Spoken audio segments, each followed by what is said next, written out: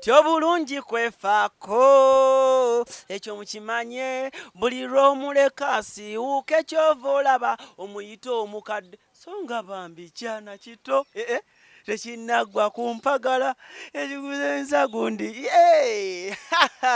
ku celebrity track wetu betuguddewo shiyaffe olunaku olwaleero anda twakuletedde ekintu ekyenjawulo kweno kyano yaffe twategedde nti research yatulaze nti abakyala bangi nnyo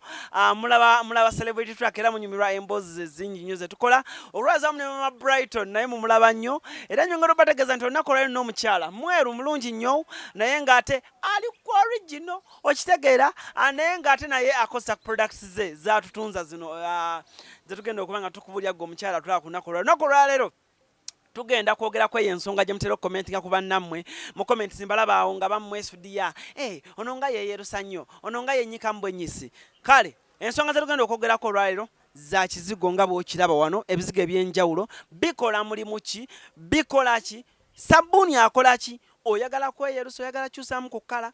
oyagala kizigo kyakwesiga naye nga kikuleka ku nakyo Alan Cruz Mr. Handsome gwe tuli naye subscribe nga tugende mu maaso dakika ntono nnyo zitugenda okuba naye naye ng'ate onaagenda okuvaawo ng'ogamba nti maama sokubuze kuba tulaba obabuulira amanya naani ali gwe tulina ano olunaku lwaleero abatulaba mwebale kulaba amanya gange nze Trofin Jingo CEO T-Touch Creams T-Touch Creams T-Touch Creams omaze ebbanga ky'olina bukugu ki mu bizigo maze emyaka 8 ng'otabula ekizigo ky'abakyala ebizigo so buli ekikwatagana ku lususu tewali kyesobola kumbuza lwaki abantu bagamba bwe bajja ate mubakyusa kkala ogenda mukyusa kkala abadde owa black mu ate yayagala abeere ng'ali awo wakati ate ne kimumyulira ddala no nze kyemmanyi omuntu yenna waba ayagala okwesiga ebizigo mugamba nti woba oyagala kweyerusaamuko weeyeruse birungi akatiritini ng'osobola okundaba nti makinga nga tewali waganyira lwako abasinga bayagala amyuka ennyo abenga muzungu nabye tubiyina naate simu advisinga kukikola nze mugamba weeyeruse ebirungi nga kakala katangaddemu katini ng'onyirira nga tofunye namakula nga sikini eri kwalaala mulimu abafuna binamakula ebya red muno ebya black naye nga bivudde kukozesa bizigo ebyamaanyi nnyo bo balowooza okugatagataga oyiro agangi naye nga tesiwe kiri kati gwe ekizigo kyo kirina njawulo ki omuntu ayeruka kutuuka ku extent ki omuntu waba yeruse nze okweruka okwange tekukolera kunkolera kati omuntu ayeruka ebirungi ebyo era ngalo zikonye teri biki nedda naye ate nga n'abaziina nga wagenda n'okozesa ebizigo ne zijja era nazo tukola ki naye wange tekiriiyo nze nkwa kazigo kakutangazaamu katini n'oyeruka ebirungi nga binyuma singa nkona engalo tosobola kukona ekyo kyo nkitegako ne garanti ku byange tosobola kukona okujjako nga zaakonereyo ne zigaana jangu tuzikole ki garanti yo waya bbanga ki omuntu okuba nga atandise okulaba enjawulo wiiki emu nze ebizigo byange wiiki emu era wiiki emu abantu bagamba olaba nga totangadde mu birungi byoyagala nkubira ate kitabangawo eba wiiki emu wali abamu abawa abakyala ebizigo ate n'amala n'atandika okugamba olaba ne gundi nze namwerula ate abantu abamu baagala nnyo okukuuma ebintu byabwe okuba private nze saagala nnyo okwerangalanga nnyo by the way njaga nnyo omuntu gwenkoledde ekirungi yagamba munne obujulizi bulina bungi nnyo nnyo abantu bange bonna bali ebweru bakimanyi mu mawanga ag'enjawulo naye benkolera ebweru n'abaamuno sijjaga nti sikolera abaamuno ab'ebweru mbakolera n'abaamuno era bonna mbayisa kyekimu nerwakuba nti abantu bange basinga baliwa oli bw'aba yagadde ekitegeeza nga yagadde obigula oba ali Dubai naye nga yandiyagadde bimutuukeko UK Netherlands US tewaliwe bitatuuka era gwe bwonkoonako noŋŋamba nti Trophy ni skini yange eri bweti abamu tukozesa video call ne twogera abamu nansindikira face ye nga takozesezza filter yonna nkubuulira engeri ekikolamu ebizigo biba bikutuukako 2 weeks oba obifuna through DHL tukozesa DHL ebizigo oba obifuna bakozesa DHL then gwe nobiteekamu ne bimutuukamu yes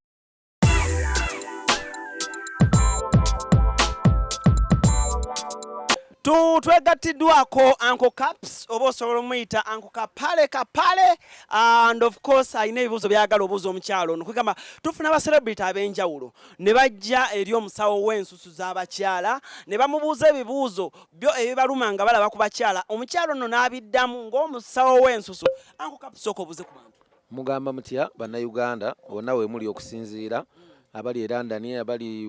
diaspora bonna muli mutya abali na Uganda bonna we bali abali buli wamu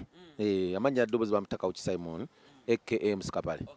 Msikapale omukyalo ono mu ajjanja bensu z'abakyala okuli okuba ayagala okumyuka ennyo ayagala okumyuka kakatono era nga atule okubeera ne ba celebrity abenjawulo kubanga bamubuuza ebibuuzo ku nsu z'abakyala so njagala omumbuliza ebibuuzo akuddemu Anze kati nze kyenze omubuuza just lwaki abakyala abamu ebifo ebitundu ebimu bigana okumyuka nga kabina enkokola enkwawa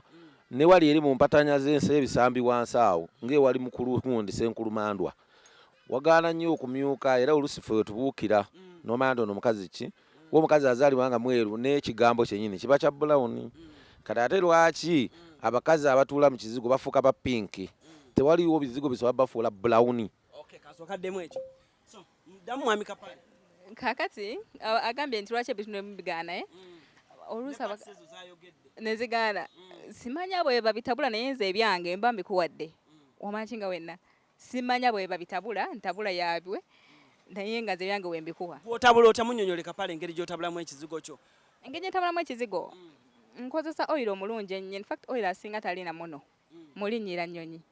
kati ffe tukakaza tutya nti no ekizigo kikola ayinayo okusampo y'abakyala abatali mu bibomboola nga tebafuuka bamilitale balina bangi lwakuba nti abamu bayinza obutayagala makutunula mu kamera naye nga bangi nnyo example yenze Kapale sikyo zasera example no galonda bugalo tebwakona kati mba nsigazeeyo okulaba biri ebitundu ebiraba enkoze ekyo soko nyonyola akulaba eri omukyala kituufu engalo tezaakona engalo zo tezaakona nziraba kati kyesimanyi oba amavivi nago gaakona gere olida kati kyesimanyi yennyini yeerusa bwerusa oba jasi yazaalibwa bwatu kuba naye ayinza batubuzabuza nga yennyini oledi yazaalibwa bwatu ndi ku bizigo byange bino lwakuba nti mbyesiiga bulungi ate nkozesa oil asinga okuba omulungi kati ekizibu ekiriwo ky'abantu abatandika okukola ebizigo bino baba batandika bakola quality ennungi then bagenda nga bafuna bakasitoma abantu ne beeyongera batandika okutabula kasasiro kwegamba kyekizibu kye balina nze kye mbafunyeemu kwegamba ki ekiraga nti anaasigala ku mulamu agwajidde kuba yayinza oba yeetawulira ebirungi n'afaanana bw'ato kati ate bakasitoma bebaneyongera n'abatabulira biri ebibookya amantama nja kusigala ku mulamwa kyenyinza okusuubiza bakasitoma bange nti era olw'okuba nti mbakolera ekirungi kyekintuusizza wendi Kapale wandyagadde okweyerusa anzoyere nazaalibwa ndi mweru omuntu olabira nti mweru ku baana bazadde kati bwolaba abaana ba serimatuvi bonna balugwala kyokka yennyini muki muzungu abaana ba bad black era singa teyabazaala mu bazungu nabo bandibadde balugwala okitegeera so kakati nze okweyerusa oye nazaalibwa ndi mweru naye abakyala beerusa just ekizibu nti wanti bwoba weerusa kyenjagala bakole nti bagambe abaami musajja ayinza okugwakwanya mukazi mweru n'agenda asubira nti product ze zinaavaayo zijja beera nazo njeru n'agenda mukubirawo akaana akatunula akapere ng'akaana kaddugavu kalinga essefulya y'ekyogero kwegamba omusajja n'abeera nga si musanyufu naye mugamba mazima nti bebi bino byola byakungulu munda ndi muddugavu kuba omusayi gwe tegumyuka omusayi gwe gusigala mukama gwe yakuwa gwe era products ezikuvaamu ziba za black ebigambo bye bisemba Kapale just nti omukyala simumanyi naye sikozesa products ze naye just katusabe mukama nti ebintu byagenda okukola bijja kubeera bya mulembe okubeera nti tubifuula abakazi baffe kubanga bano abakazi benkugambyeko so Kapale soko omunyonyole brand bagiyita batya nebyemukola pozi yandibadde ampayo nange sampo nendaba kubanga omuntu nemanya sampo weeye y'abaami kakati kyenyinza omugamba nti ebizigo birungi nnyo bikola tebikola byagambye nti bikumyusa ebitundu ebimu ne bigaana nno ffe tukujjako bujja akasooka ndowooza akatini noyeruka ebirungi nga tewali waganye mu ddakiika ntono nnyo njagala tubeere nga tumunyonyola kano kakola ki bw'abaze ku dduuka lyo kati kano kaaba abakyala abakozesa ebizigo engalo nezikona nga weeru wano wa black abakyala abo kano akazigo kaba kakukolera nnyo nnyo nnyo nga bw'okiwulira era mu wiiki emu ku bbiri oba olabya ddala nti omubiri gutandisa okola ki kale kano kakola ki kati kano skin balancing oil kagendera ku lightening cream eno bw'oba okatutte ke kaleetera omubiri gwonna okuba nti okola ki gumakinga bw'oba weesize cream eno emisana ekiro ng'ogenda kwebaka because abantu abasinga bagamba ebizigo bye bayisa bubi nga bagenda kwebaka mugamba teeka oil kaffe kano ka skin balancing oil then eno okutugambye egenda wamu neeyo egenda wamu neeyo era neegenderako wamu ne sabuni waffe ono package wetibweri lightening soap tea-touch lightening soap bigendera byonna gwabyekolere waka yes byonna products zange kikyokubiriza abakyala mu mulembe guno nakyo kusooka nnyonnyole. Kati ono ye nakyo mulimu abagamba nsagava ku kala yange naye nina embalabe njagala sikini ebeere ng'enyirira naye ate nga nsigadde ku alaali kano nacho cream titach nacho cream ya ng'oli ku kala yo onyirira toyagadde wadde okwerukamu naye tujjamu embalabe kasikini ne kaba nga kaweweevu. Yes. Era nako kugendera ka oil kaakwo kano kanacho oil era nakaka balansinga skin yonna. Then kano ke kabaami titach for men abagala okusiga ku nacho yabe nenga banyirira ke kyekino ekizigo kyabwe. Jesebo amaze ebbanga lya myaka 8 nga atabula ebizigo tufunye kapale n'amubuuza ebibuuzo byasobola okuba nga amubuuza anda kansubire oyina ekyo kyoyizeemu naye nga tumaliza sheeno y'olunaku olwaleero abakyala mwenna naddala abaana abali ebweru bakadaama oba be bayita bakadaama kale nze mbaagala nnyo mu ngeri ey'enjawulo naye njagala omukyala ono atubuulire kintu kwekozesa kitwala ki mu bigambo bibiri kinsipayaringa omwana ali eyo ebweru omukyala atandika atya okwekozesa mu bigambo bitono nnyo gwatandika kintu kwekozesa kinene abakyala nze mbakubiriza nti olina okuba n'obwongo ekintu okwekozesa olina kutuula obwongo n'obugaziya n'ogamba nkoze ntya kati nze natandika nga ngamba nti kati ebizigo bino nfunye nti idea nomanya nti oyiro ono bw'omutabula bw'oti ajjamu embalabe nti yes bw'onaba mugatta n'ono oyiro abikuyigiriza olina gwe wakolerako nina gwe nakolerako naye kati taliimu yafuluma. Yes kati nze nakolanga naye nga nkola ki nga ngatta obwongo paka we najjamu ku myaka gino egyange nenzijjamu ekyo kyange. Kiki ofunye mu bizigo Sofa? Ebizigo nfunyemu ebintu bingi nnyo. Ebizigo nsobola okweyimirizaawo, ebizigo nagulamu obutaka bwange, ebizigo ntambula ntudde bingi kyensobola okugamba. Nsobola oweereramu abaana? Yes nsobola oweereramu abaana. So omuntu eyeetaaza ebizigo sooka omuwe ennamba ne contacts akufuna atya era edduuka lyo liriwa? Omuntu eyeetaaza ebizigo byange bino abali muno mu Uganda ojja ku Ham Shopping Mall Block J53 wootuukaawo oba onfuna bulungi nnyo. Buli kimu kasita ngamba nti nze njagala kino banja kikolera nga bw'oyagala. Sikola muntu kyataŋŋambye. Omuntu wangamba nti ndeka mu nakyo yange gye nkulekamu. Omuntu bangamba nti tulayitengemuko kikola ki? Ate abantu abali mu nsi ez'ebweru gwe kasita onkubira n'oŋŋamba Trophy njagala ebizigo bwe biti skin yange eri bweti ebizigo ebyo tubitikka. Ebizigo ebyo tubitikka kasita ompa address yo buli kimu ebizigo biba bikutuukako nga tukozesa DHL. Yes sir.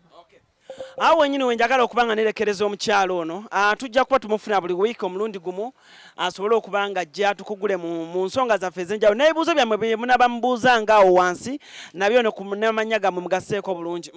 Nti product nnyo zenkola lwakuba nti essaawa eno zino ze tusimbyeko essira nnyingi nnyo abakyala balina mugaba nga gwe mugaba yakola ki yagaana tobeera eyo n'osirika jangu product byonna tubiina abakyala baagala okusala ku weight bingi nnyo kyoba omanya buli kimu ekikwatagana ku mukyala okunyirira kwe mu titach gyekiri ali ebweru bimutukako nga tukozesa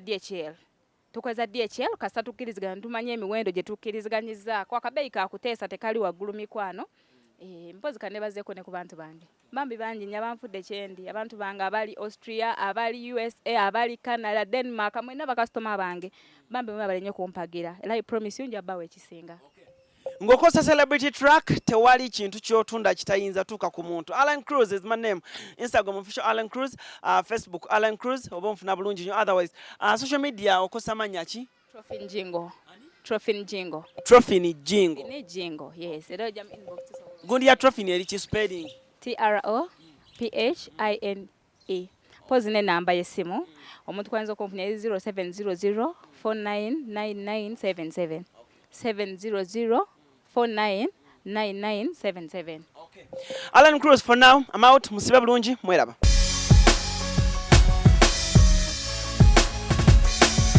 Celebrity track. Subscribe.